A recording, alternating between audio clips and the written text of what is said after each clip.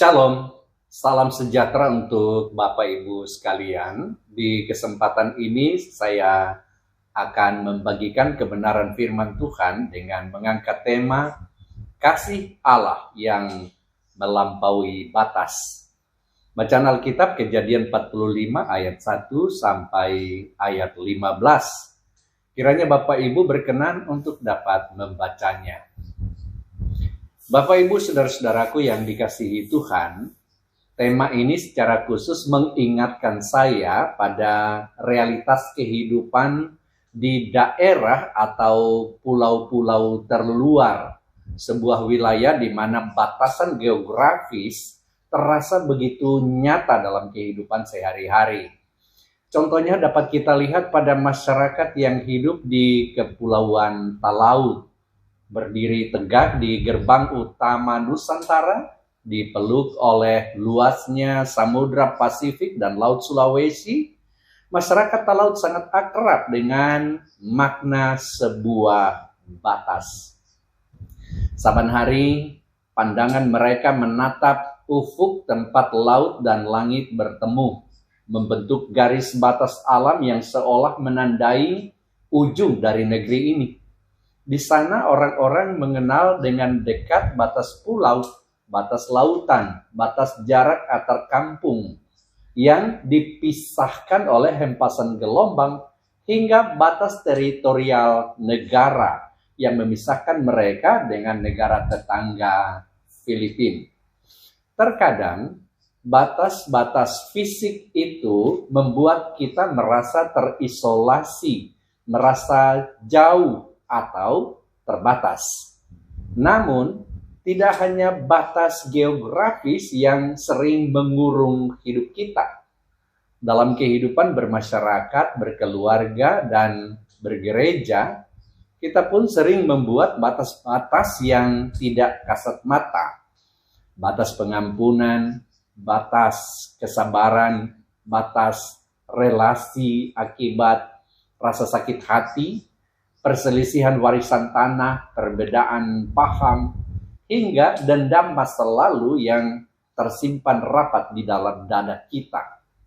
Hari ini, melalui kisah Yusuf dalam Kejadian 45 ayat 1 sampai 15, firman Tuhan hadir untuk membongkar tembok-tembok batas yang kita bangun. Narasi ini membawa kita pada sebuah pemahaman yang teguh, yakni kasih Allah tidak pernah terkunci oleh batas geografis, tidak terbatas oleh kerapuhan manusia, dan melampaui segala bentuk kejahatan serta dendam. Untuk membongkar tembok-tembok batas yang kita bangun ini, maka ada beberapa poin penting yang harus kita pahami dan lakukan bersama. Pertama, kasih Allah melampaui batas sakit hati dan dendam. Di ayat 1 sampai ayat 3, kita menyaksikan puncak ketegangan emosional yang luar biasa. Yusuf yang kini menjadi penguasa tertinggi di Mesir di bawah Firaun, tidak dapat lagi menahan hatinya. Ia menyuruh semua orang Mesir keluar, lalu menangis terseduh-seduh hingga terdengar ke seluruh istana. Di hadapannya berdiri 10 kakaknya, orang-orang yang puluhan tahun lalu melemparkannya ke dalam sumur kering dan menjualnya sebagai budak seharga 20 keping perak. Secara wajar dan menurut hukum manusia, Yusuf memiliki segala alasan dan kuasa untuk membalas dendam. Cukup dengan satu kata saja, ia bisa memenjarakan atau menghukum mati kakak-kakaknya. Batas ketaatan moral manusia biasanya berhenti ketika kita disakiti secara mendalam. Namun apa yang terjadi? Yusuf berkata di ayat 4, "Mendekatlah kepadaku." Dan ketika mereka mendekat, ia berkata, "Akulah Yusuf, adikmu yang kamu jual ke Mesir." Yusuf tidak memilih pembalasan, saudara. Ia memilih pemulihan. Kasih Allah yang bekerja dalam diri Yusuf melampaui batas luka dan dendam masa lalu. Biar semakin jelas, saya ingin memberikan ilustrasinya. Cobalah saudara bayangkan dua orang nelayan yang pergi melaut bersama-sama. Karena kesalahpahaman atau perebutan wilayah tangkapan ikan, salah satu nelayan dengan sengaja merusak perahu temannya, meninggalkannya terombang-ambing di tengah gelombang besar tanpa dayung dan mesin. Bertahun-tahun berlalu, nelayan yang dirugikan itu kini menjadi seorang kapten kapal besar. Suatu hari, saat badai dahsyat menerjang laut, ia menemukan perahu orang yang pernah mencelakakannya hampir tenggelam. Naluri kemanusiaan kita mungkin membisikkan, biarkan saja.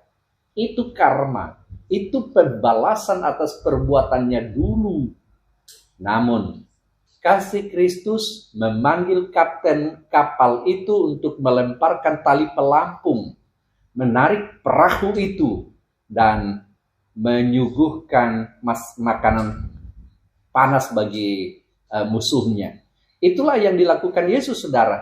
Dia tidak menggunakan kekuasaannya untuk menghancurkan, melainkan untuk merangkul. Di dalam Kristus, kita dipanggil untuk merobohkan batas dendam. Pengampunan bukanlah tanda kelemahan, saudara, melainkan bukti keberanian orang yang telah mengalami betapa luasnya kasih Allah. Merobohkan batas dendam dimulai dengan mengambil tindakan aktif untuk tidak lagi mengungkit serta menceritakan kesalahan orang lain kepada siapapun. Langkah ini dilanjutkan dengan membuka ruang dialog yang jujur demi memulihkan relasi yang sempat retak. Pada akhirnya, kita menunjukkan keberanian untuk mendoakan, lalu menyatakan kebaikan, serta memberkati hidup orang yang pernah menyakiti kita. Bapak Ibu Saudara yang dikasihi Tuhan, poin kedua, kasih Allah melampaui batas pemahaman manusia. Pada ayat 5 sampai ayat 8, Yusuf mengucapkan kalimat teologis yang sangat mendalam.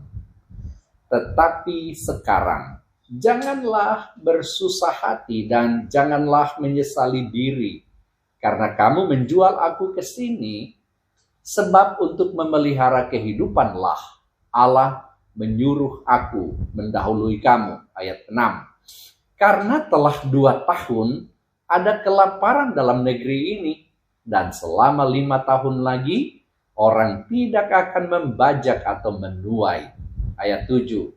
Maka Allah telah menyuruh aku mendahului kamu untuk menjamin kelanjutan keturunanmu di bumi ini dan untuk memelihara hidupmu sehingga sebagian besar daripadamu tertolong.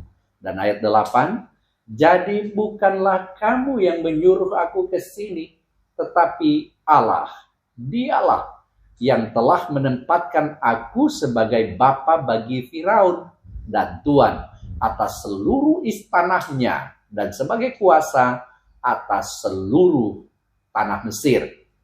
Saudara, apakah Yusuf membenarkan tindakan jahat saudara-saudaranya?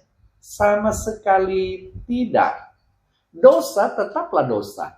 Namun Yusuf mampu melihat, menembus kabut kejahatan manusia, dan menemukan pemeliharaan Allah yang bekerja di balik layar.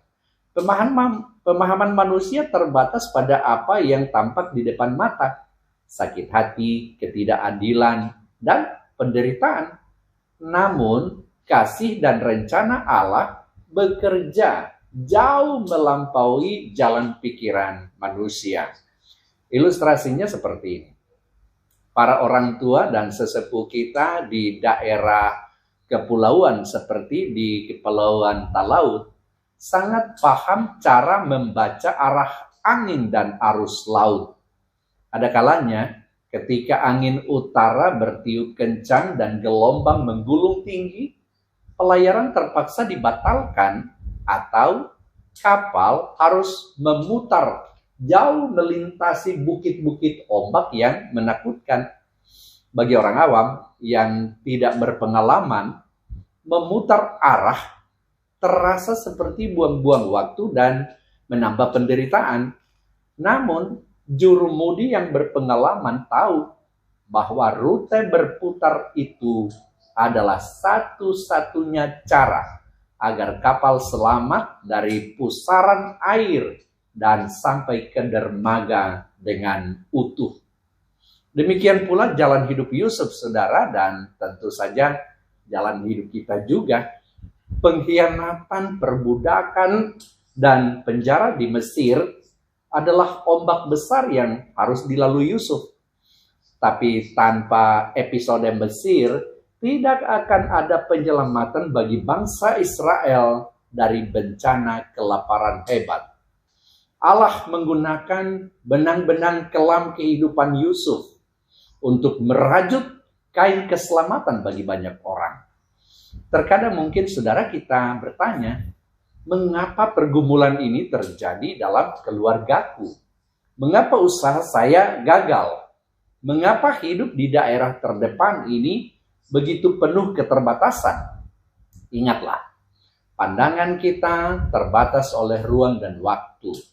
Tetapi kasih Allah melampaui batas pemahaman kita. Allah sanggup mengubah alur rencana jahat menjadi sarana pemeliharaan untuk tetap menikmati kehidupan. Saudara, kita dapat merespons rencana jahat atau perlakuan buruk orang lain tidak dengan membalasnya, melainkan dengan sengaja membalas kejahatan itu melalui perbuatan baik yang nyata. Mari kita mulai memberikan bantuan atau pertolongan kepada orang yang pernah merancangkan hal buruk kepada kita saat mereka sedang dalam kesulitan. Dengan demikian, kita aktif bermitra dengan Allah untuk mengubah niat buruk manusia menjadi saluran pemeliharaan dan berkat bagi sesama. Hasilnya, hati kita dibebaskan dari dendam yang menguras energi dan kedamaian hidup. Lebih dari itu, pemulihan hubungan yang sejati akan tercipta, memperlihatkan kepada dunia betapa nyata kuasa kasih Allah yang melampaui segala batas. Bapak, Ibu, saudara-saudaraku yang dikasihi oleh Tuhan, poin ketiga, kasih Allah melampaui batas geografis dan perbedaan. Di bagian akhir perikop ini, ayat 9-15, Yusuf meminta saudara-saudaranya untuk membawa ayahnya Yakub beserta seluruh keluarga mereka pindah ke tanah Goshen. Jarak antar Kanaan dan Mesir pada zaman kuno waktu itu bukanlah jarak yang pendek, saudara. Itu adalah perjalanan melintasi padang gurun yang tandus dan menantang. Namun, kasih tidak mengenal jarak. Yusuf menjamin kehidupan mereka di tanah yang baru, memeluk mereka satu persatu, dan menangis bersama mereka. Saudara, kisah ini menegaskan bahwa kasih Allah tidak terkurung di satu tempat atau di satu kelompok. Kasih Allah menyebar, menjangkau yang jauh, dan menyatukan kembali keluarga yang selama ini terpecah-pecah. Bapak, Ibu, saudara-saudara yang dikasihi oleh Tuhan, sebagai jemaat Tuhan, terutama saudara-saudara kita yang hidup di pulau-pulau terluar Indonesia, di mana dikelilingi oleh lautan luas yang memisahkan saudara dari pusat-pusat kota besar, mungkin seringkali merasa tidak terlihat atau diabaikan atau mungkin dikesampingkan. Namun firman Tuhan hari ini menegaskan kasih Allah tidak terbatas oleh peta geopolitik. Tuhan yang memelihara Yusuf di istana Mesir dan Yakub di pelosok Kanaan adalah Tuhan yang sama, yang berjalan di atas gelombang laut. Kasih-Nya menjangkau setiap jengkal daratan dan lautan, dari kota hingga ke kampung-kampung di pesisir pulau kita. Jika Allah memelihara kita dengan kasih yang melampaui batas, maka kita pun dipanggil untuk mempraktekkan kasih yang tidak terbatas di dalam gereja dan masyarakat kita. Kasih yang melampaui batas berarti, pertama, mau membuka pintu rumah dan hati kita, menghilangkan batas-batas kesukuan, menghilangkan batas-batas status sosial atau latar belakang keluarga dalam bersekutu. Kedua, berani mengampuni lebih dahulu, menghentikan rantai dendam dan perselisihan yang sering merusak kerukunan di kampung atau jemaat kita. Dan ketiga, menjadi saluran berkat, membagikan rezeki dan kepedulian kepada mereka yang berkekurangan. Sebagaimana Yusuf menjadi penyambung hidup bagi keluarganya. Bapak Ibu Saudara yang dikasihi oleh Tuhan, di akhir kisah ini kita membaca di ayat 15. Sesudah itu saudara-saudaranya bercakap-cakap dengan dia. Perhatikanlah saudara bahwa hubungan yang sempat hancur akibat kejahatan kini dipulihkan penuh oleh kasih yang melampaui batas. Ketakutan berganti menjadi percakapan yang hangat. Isolasi berganti menjadi persekutuan yang erat. Hari ini, Kristus mengundang kita semua di atas kayu salib di Golgota. Yesus Kristus telah menunjukkan puncak dari kasih Allah yang melampaui batas. Ia merobohkan tembok pemisah antara manusia dengan Allah, serta antara manusia dengan sesamanya. Karena itu marilah kita melangkah keluar dengan hati yang dibebaskan dari dendam. Jika ada di antara kita yang saat ini sedang menyimpan rasa sakit terhadap saudaranya, tetangganya, atau teman sejemaat, ingatlah betapa besarnya pengampunan yang telah kita terima dari Allah. Ulurkanlah tangan, tutuplah jurang pemisah, dan biarkan kasih Allah yang tanpa batas itu mengalir melalui hidup kita, membawa damai sejahtera di bumi tercinta ini. Jadikanlah hidup kita sebagai jembatan yang menghubungkan, bukan tembok yang memisahkan. Mari kita tunjukkan kepada dunia bahwa di mana ada dendam, kasih Kristus sanggup mengalahkannya. Di mana ada batas, rahmat-Nya sanggup melampauinya. Berdirilah teguh sebagai pembawa damai. Sebab di dalam kasih-Nya yang tanpa batas, tidak ada satupun jiwa yang tertinggal dan dilupakan. Tuhan Yesus memberkati firman-Nya dan memberkati kita sekalian. Amin.